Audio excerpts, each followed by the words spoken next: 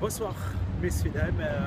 Salut, si vous suivez la vidéo, bonsoir, je vous dis bienvenue dans IB Show en version YouTube sur ma chaîne IB Show. Bye, pas encore merci de votre fidélité. Ça y est, mesdames et messieurs, nous connaissons déjà les deux messieurs qui prétendent briguer la présidence de la Fédération guinéenne de football.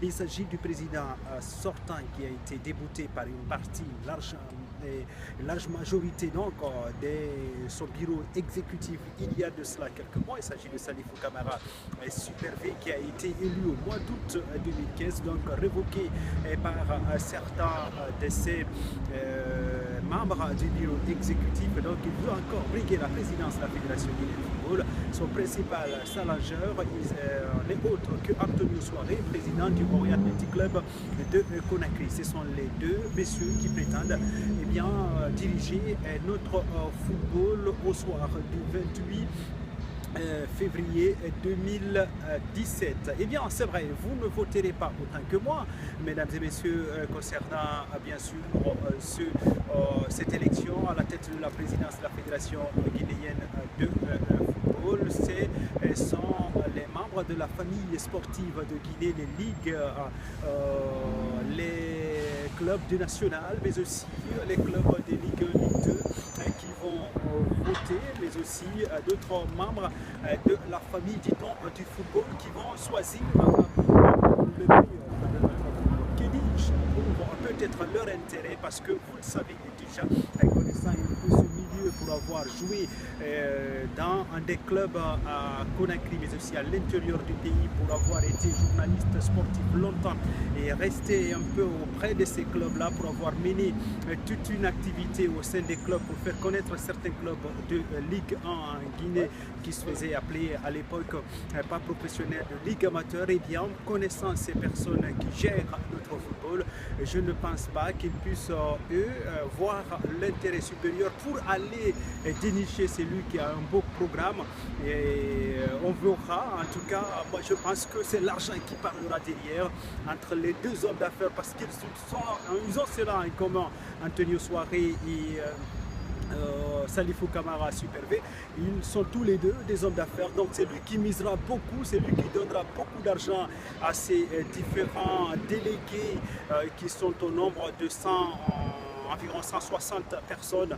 Eh bien, c'est lui qui va les graisser plus, passera haut les mains le jour de l'élection de la présidence de la Fédération guinéenne de football, prévue le 28 février 2017, je le disais et tantôt, des élections qui sont organisées par le CNOR, Comité national de normalisation du football dans notre pays.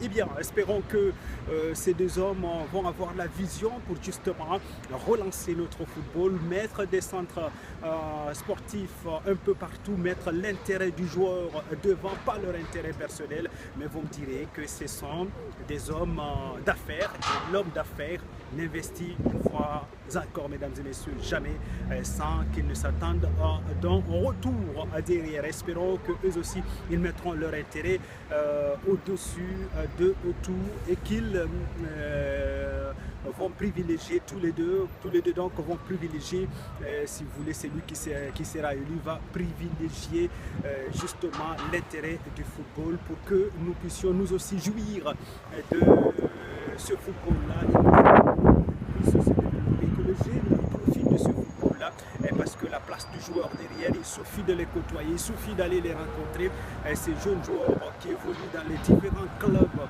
de championnat de Guinée, pour se rendre compte qu'ils végètent dans la misère, alors que les dirigeants, eux, se changent de véhicule, alors que les dirigeants, eux, se font des sous derrière. Donc j'espère que celui qui va arriver va non seulement professionnaliser réellement notre football, mais donnera beaucoup plus de chance aux jeunes de pouvoir évoluer, de vivre de leur métier qui n'est autre que le football. Voici un peu ce que je voulais dire par rapport aux deux hommes qui vont conquérir le 28 et qui d'ailleurs sont en train de conquérir en ce moment pour occuper la présidence de la Fédération guinéenne de football. Salifou Camara Super V qui peut se targuer d'avoir donné certains projets goals à la Guinée, notamment le siège de la Fédération guinéenne de football, le stade annexe du 28 septembre et puis le centre technique du football en Guinée et l'hôtel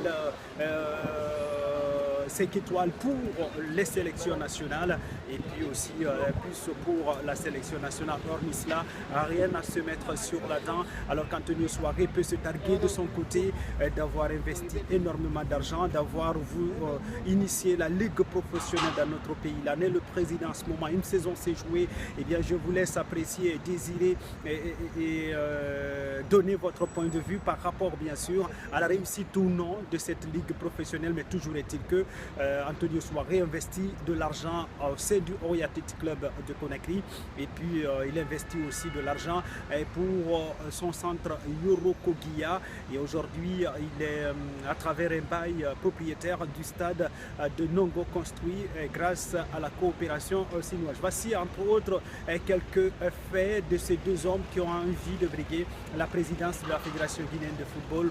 Je vous fais cette vidéo, c'est vrai, vous ne votez pas mesdames et messieurs, et ainsi que moi, mais pour que vous sachiez que ces hommes qui vont arriver, ces hommes d'affaires, voici ce qui les attend et voici un peu ce que nous attendons, le développement de notre football pour que nous puissions tous évoluer dans ce milieu-là et que le joueur soit au centre de tout et que le joueur soit respecté, que le joueur puisse vivre de son art comme la plupart des personnes qui exercent une activité. Eh bien mesdames et messieurs, pour terminer cette vidéo, je me propose de vous parler un peu de nos pachydermes juniors, c'est-à-dire le Sidi Junior qui se trouve en ce moment à Djobour en Afrique du Sud pour se préparer. Et vous le savez, dans la précédente vidéo, je vous avais parlé de quelques bruits concernant les 30 000 $ qu'on devait donner à chacun des joueurs pour la qualification. Et finalement, s'il vous plaît, le ministère des Sports de notre pays, à travers son secrétaire général, il s'agit bien sûr de Fodé Baïs Tokera, a rencontré ces jeunes qui étaient en partance pour l'Afrique du Sud. Il y a de cela quelques jours à Dakar, au Sénégal, eh bien, il les a fait savoir que c'était un malentendu. Au lieu de percevoir 30 000 $ que les joueurs devaient seulement percevoir 3 000 $ par joueur pour la prime de la qualification, la prime de la participation. Une fois arrivé à Johannesburg, il devait percevoir 2 000 par joueur, c'est-à-dire donc 5 000 $ par joueur pour se qualifier. Je vous le disais, des voix s'élever pour dénoncer un peu, si vous voulez, une combine au sein de la sélection. Eh bien, ces voix continuent de s'élever encore pour parler un tout petit peu de joueurs qui ont été laissés à Conakry au profit d'autres sous la pression de certains membres du CNOR. Mais nous aurons l'opportunité d'en parler avec Elhadj Mamadou Bablaise Camara, qui est l'officier média de cette fédération, de ce comité de normalisation du football dans notre pays, mais aussi Mandou Diallo. Pourquoi pas, nous essayerons d'avoir un direct avec lui à partir de Johannesburg en Afrique du Sud pour que nous puissions parler de nos pachydermes, parce que voici un autre sujet qui va nous réunir et qui va focaliser notre attention à partir du 26 février et ce jusqu'en début mars. Ce sera pour la CAN des juniors. Je vous parlerai dans une prochaine vidéo de l'historique de cette CAN et des équipes qui ont déjà gagné cette CAN, mais nos juniors n'ont jamais gagné cette CAN. Pourquoi pas la bonne cette fois-ci, même s'il y a quelques frustrations concernant certains joueurs laissés au pays et certainement concernant les primes liées à cette équipe nationale junior. Voici tout ce que je pouvais vous dire dans ce IB Shoba.